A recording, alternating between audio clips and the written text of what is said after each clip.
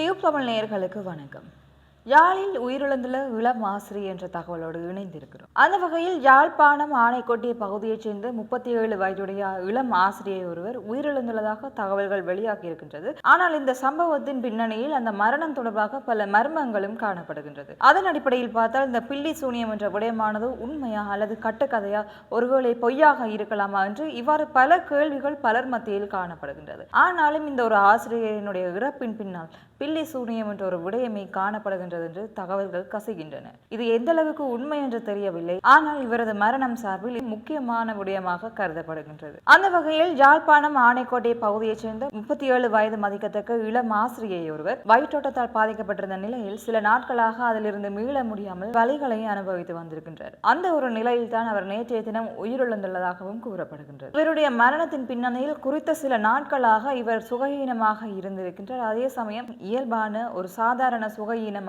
இது தெரியவில்லை என்று குடும்பத்தார்கள் கூறியிருக்கின்றார்கள். இந்த ஒரு கட்டத்தில் தான் இவர்களுக்கு பில்லி சூனியம் வைக்கப்பட்டிருக்கின்றது என்று நம்பி அவருடைய தந்தையும் அந்த ஆசிரியையும் இளவாலை முள்ளானை பகுதியில் இருக்கின்ற ஆலயம் ஒன்றில் கடந்த 5ஆம் தேதி மட்டிலும் தங்கி அதனை குணப்படுத்துகின்ற செயற்பாடில் ஈடுபட்டு வந்திருக்கின்றார்கள். உண்மையில் இந்த பில்லி சூனியம் என்பது உண்மையா அல்லது ஒரு மூட நம்பிக்கையா அல்லது ஒரு கட்டுக்கதையா என்று இன்றளவிலும் கூட கூற முடியாமல் இருக்கின்றதற்கு காரணம், இதை நம்புகின்ற மக்கள் 150% இருந்தால் இதை எதிர்க்கின்ற மக்கள் இன்னொரு 50% இருக்கின்றனர். இந்த ஒரு காரணத்தின் அடிப்படையில் இது உண்மையா பொய்யா என்ற கேள்வி இன்றளவிலும் இருந்து வருகின்றது. ஆகவே இவ்வாறு அந்த குணப்படுத்தல் செயற்பாடுகளை செய்து வருகின்ற காலகட்டத்திலேயே அவர் நேற்று முன்தினம் வயிற்றோட்டத்தால் பாதிக்கப்பட்டிருக்கின்றார். இதனை அடுத்து ஒரு போதகர் மூலம் தெல்லிப்பளை வைத்தியசாலையில் அனுமதிக்கப்பட்டிருந்தார். இருந்தாலும் அங்கே இதற்கேற்ற சரியான சிகிச்சையை வழங்க முடியாத காரணத்தினால் யாழ்ப்பாணம் போதனா வைத்தியசாலைக்கு அனுப்பப்பட்டிருக்கின்றார். அதன் பிற்பாடு சிகிச்சை பலனின்றி உயிரிழந்துள்ளதாகவும் கூறப்படுகின்றது. அவரது சடலம் மீதான விசாரணையை திடீர் மரண விசாரணை அதிகாரி ஜெயபால சிங்கம் அவர்கள் மேற்கொண்டிருக்கின்றார்.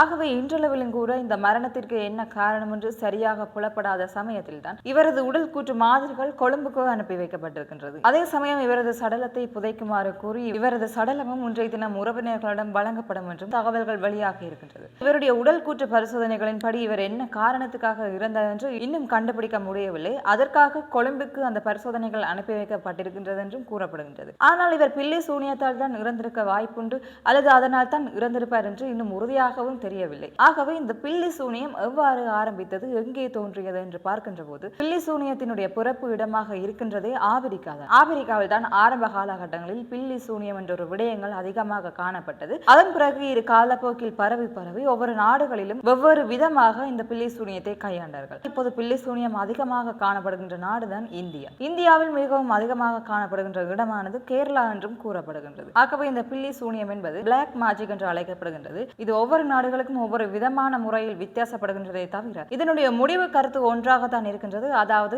இன்னொருவருடைய வாழ்க்கையை புரட்டி போட்டு அவர்களை நாசமாக்குவது. இந்த ஆசிரியருடைய மரணத்திலும் பில்லி சூனியம் என்ற ஒரு விடயம் காணப்படுகின்றது. இதன் காரணமாகத்தான் அந்த ஆசிரியர் இறந்திருப்பதாக அவருடைய சமூக வட்டாரங்களில் இருந்து தகவல்கள் வெளியாகி இருக்கின்றது. அதே சமயம் இந்த நவீன காலத்தில் இந்த பில்லி சூனியம் என்பது வெறும் பொய்யான கட்டுக்கதை என்று கூறுகின்ற கருத்து மக்களிடையே இருக்கத்தான் செய்கின்றது. ஆகவே அவர்களுடைய கருத்தை பார்க்கின்ற போது இந்த பில்லி சூனியம் என்பது உண்மையானால் இந்த நாட்டை ஆட்டி படைக்கின்றவர்கள் மீது ஏன் வைக்க முடியாது, அப்படி வைத்தாலாவது இந்த நாட்டை திருத்த முடியுமா என்று சில நகைச்சுவையான கருத்துக்களும் கூட மக்களிடையே இருந்து வருகின்றது. அந்த காலம் தொட்டு இந்த காலம் வரை இந்த பில்லி சூனியம் என்ற ஒரு விடயமும் இருந்துதான் வருகின்றது. இதனை ஆழமாக நம்புகின்ற மக்களும் இருக்கின்றார்கள். அதே சமயம் இது ஒரு கட்டுக்கதை என்று நம்புகின்ற மக்களும் இருக்கத்தான் செய்கின்றார்கள். இந்த ஆசிரியரினுடைய மரணத்தில் பில்லி சூனியம் ஏவப்பட்டதால் தான் இவர் இவ்வாறு இறந்திருக்கிறார் என்று கூறுகின்ற விடயம் உண்மையா அல்லது பொய்யா என்ற ஒரு கருத்து இவருடைய உடல் கூற்று பரிசோதனைகளின் முடிவின் பின்னணியிலேயே தெரியப்படும். இவ்வாறு மற்றும் ஒரு தகவலின் ஊடாக உங்களை சந்திக்கும் வரை நன்றி.